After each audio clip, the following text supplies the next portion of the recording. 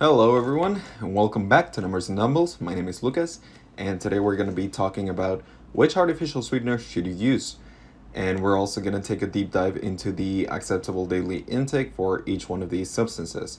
The three that we're going to focus on are the most popular ones, which are aspartame, saccharin, and sucralose. So starting off, aspartame, this one is easily identifiable by being blue in terms of packets and what you find on the counters in the store. And the brand names are usually NutraSweet, Equal, or Sugar Tween. We also have saccharin, which is identifiable by the color pink, and you find some brands like Sweet and Low, Sweet Twin, and NectaSweet. And finally, we have sucralose, which is identifiable by the color yellow, and you find this in the brands of Splenda or Apriva. Now, taking a look at the acceptable daily intake for each one of these sweeteners. For aspartame, the acceptable daily intake is 50 milligrams per kilogram of body weight. This substance is 200 times sweeter than natural sugar. So this means that for a 150-pound individual, which is 68 kilograms, this is around 3,400 milligrams of acceptable daily intake. In aspartame, one packet is 37 milligrams, and one diet soda contains 200 milligrams of aspartame. Moving on, saccharin.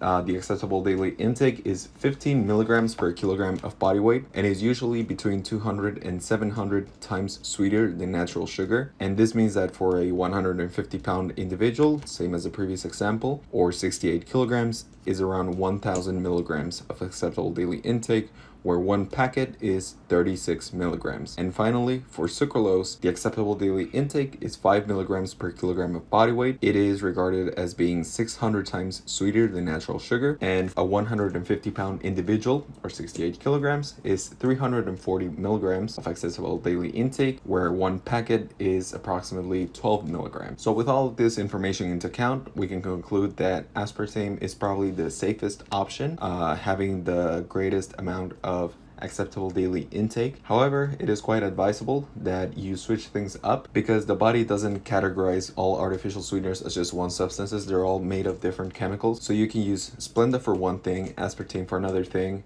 or saccharin for something else. So that way you don't build up all this acceptable daily intake for just one of the three artificial sweeteners or any other of your choice, but you can divide that, and that way you don't cause any unhealthy reaction on the body because of overconsumption of just one artificial sweetener when you have many options available in the market. So once again, it is quite advisable that you critically assess which one you should consume, taking the sweetness and the acceptable daily intake into account.